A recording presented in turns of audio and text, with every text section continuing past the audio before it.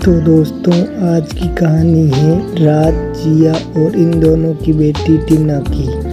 और कहानी बहुत ही मज़ेदार होने वाली है, तो चलिए शुरू करते हैं। तो आओ यार, अपने कान में ईयरफोन्स डाल लो। क्या डाल भी लिए? बाहर तेज हो रहा है। तो दोस्तों, कहानी की शुरुआत जिया और राज से होती है। और कहानी की शुरुआत में ही हमें इन दोनों का बढ़िया सा सीन देखने को मिलता है, जो 10 मिनट का होता है। और यहाँ सब कुछ हो जाने के बाद राज अपने दिल की बात जिया से कहता है कि वो उससे प्यार करता है और उससे शादी भी करना चाहता है, और वो उसे जिंदगी भर खुश रखने का दावा भी करता है। और यहाँ पर जिया भी उसे प्यार करती है, इसीलिए वो उससे शादी करने के लिए तैयार हो जाती है। और फिर कहानी में हमें यहाँ से सीधे 30 साल बाद का सीन दिखाया जाता है, जहाँ इनकी शादी हो चुकी होती है और इनकी टीना नाम की बेटी भी होती है। और यहाँ पर हमें टीना का बॉयफ्रेंड देव को भी दिखाया जाता है। और फिर कहानी के एक दिन जिया का जन्मदिन होता है और उसका पति राज उसका इंतजार कर रहा होता है, लेकिन जिया का कोई अता पता भी नहीं होता है।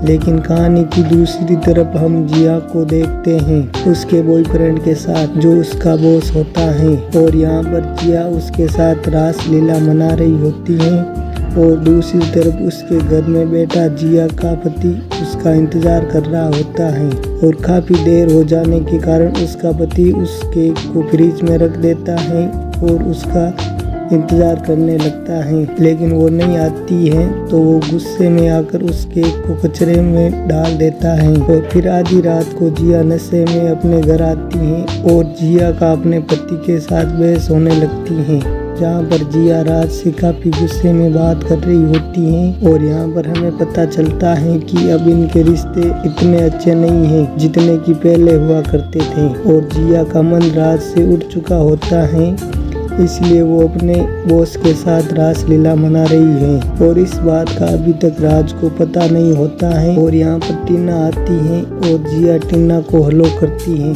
लेकिन टीना यहाँ पर जिया को कुछ भी नहीं कहती और गुस्से में अपने कमरे में चली जाती है, क्योंकि टीना अपनी माँ को पसंद नहीं करती है। और कहानी के अगले दिन टीना अपनी दोस्त रानी को अपने पापा से मिलाती है और अपने पापा से कहती है कि इसका नाम रानी है और इसका कॉलेज में एक एक्टिंग का चैलेंज आने वाला है, तो क्या तुम इसको एक्टिंग करने में मदद कर दोगे? ये सुनकर उसका पापा राजी नहीं होते हैं, लेकिन रानी के कहने पर राज राजी हो जाता है। और यहाँ पर रानी राज पर लाइन मारना चालू कर देती है। कहानी में अगले दिन सुबह का नाश्ता करते हुए जिया अपनी बेटी टीना और उसकी दोस्त रानी से मिलती है। और यहाँ पर दोनों में थोड़ी देर बातचीत होती है। और कहानी में आगे रानी और टीना अपने रूम में आ जाते हैं और यहाँ पर फोन से वीडियो बनाने लगते हैं। और फिर वहाँ पर बैठकर दोनों बात कर रहे होते हैं। और यहाँ पर टीना बताती है कि मेरी मम्मी मुझे बिल्कुल भी पसंद नहीं करती हैं और मुझे थोड़ा भी वक्त नहीं देती हैं, और मेरे पापा ने मुझे बहुत प्यार दिया है, इसलिए वो मेरे सबसे अच्छे पापा हैं। और यहाँ पर रानी टीना को अपने बॉयफ्रेंड के बारे में पूछ लेती है, जिसका नाम देव होता है। और फिर आगे टीना अपने आशिक को फ़ोन लगाती है और उसे शाम को मिलने के लिए बुलाती है। और कहानी के आगे हम जिया और उसके बॉस को एक रोल प्ले करते हुए देखते हैं, जिसमें जिया पुलिस बनी हुई होती है। और आगे हमें इन दोनों का 10 मिनट का बढ़िया सा सीन देखने को मिलता है। यहाँ पर जिया को उसका बॉस पूरी तरह से खुश कर देता है। समझ रहे हो? समझ रहे हो आप?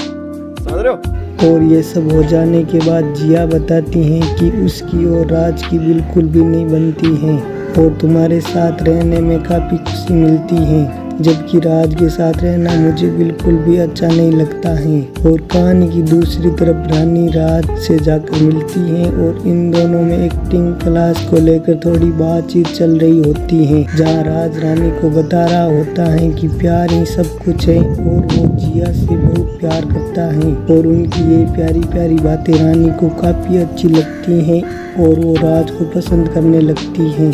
फिर कहानी में आगे टीना अपने आशिक देव को अपने घर बुलाती हैं और उसके साथ हॉट फोटो खिंचवाने लगती हैं। और ऐसे करते वक्त वो दोनों काफ़ी जोश में आ जाते हैं और वो एक दूसरे को किस करने लग जाते हैं। लेकिन यहाँ पर कुछ होने से पहले देव वहाँ से घबरा कर भाग जाता है। कौन है ये लोग? कहाँ से आते हैं? जिसके बाद टीना काफी उदास हो जाती है और उसको कुछ भी समझ में नहीं आता है। फिर वो गुस्से में फोन निकालकर देव को फोन लगाती है, लेकिन देव फोन उठाने का नाम ही नहीं लेता है। इसके कारण टीना को काफी गुस्सा आ जाता है। फिर कहानी में अगले दिन घर में एक डॉक्टर आया हुआ होता है, क्योंकि टीना थोड़ी सी बीमार हो चुकी होती है और डॉक्टर यहाँ पर दवाई लिख देता है और वहाँ से चला जाता है। और टीना और रानी के बीच थोड़ी बातचीत होती है।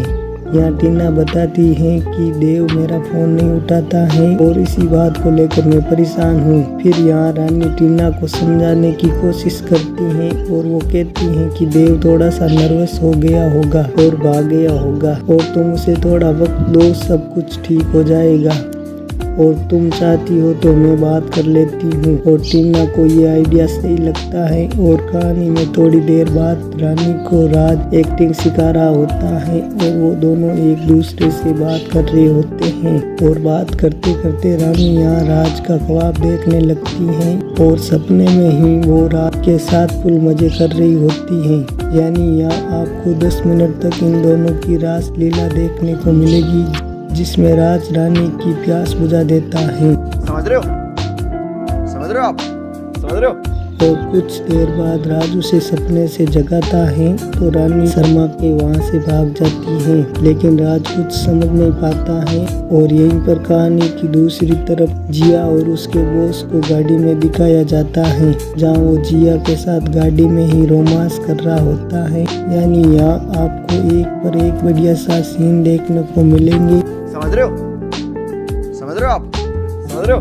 और फिर सब कुछ हो जाने के बाद जिया का बॉस उसे एक ऑफर देता है, जहाँ वो कहता है कि मैं ये सब छोड़कर कहीं बाहर एक ऑफिस बनाना चाहता हूँ, जहाँ तुम्हें मैं ऑफिस का हेड बनाना चाहता हूँ, क्या तुम मेरे साथ दोगी?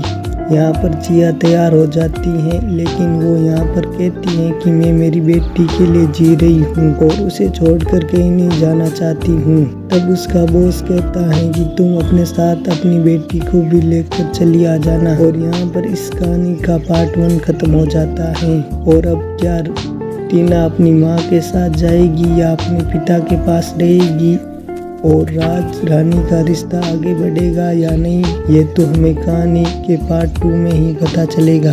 और दोस्तों, पार्ट 2 देखने के लिए वीडियो को लाइक कर दीजिए और चैनल को सब्सक्राइब कर लीजिए।